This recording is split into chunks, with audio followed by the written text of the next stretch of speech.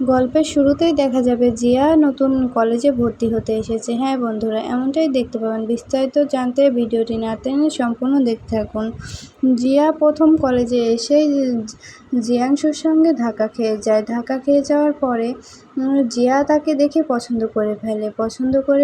তাই দুজনের দিকে তাকিয়ে থাকে। তার যিশুর ফোনটি আকাশে উড়ে যেতে থাকলে আর তখন জিয়াও পড়ে যেতে থাকে। জিয়া যখন পড়ে যেতে যায়, জিয়াংশু তখন জিয়াকে ধরে ফেলে তাকে তুলতে গিয়ে তার ঠোঁটে একটা কিস করে ফেলে।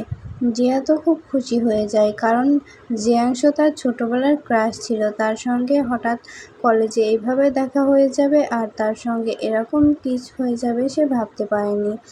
জিয়া তার বাবার সঙ্গে থাকতো। জিয়া হঠাৎ করে দেখতে পায় যে জিয়ার ঘরে ইঁদুর চলে আসায় জিয়ার ঘরটা ভেঙে যায়। জিয়া তখন জিয়াংশুর বাড়িতে চলে আসে। জিয়াংশুর বাড়িতে এসে দেখে যে জিয়াংশুরই একটা বোর্ডে ছবি লাগানো আছে।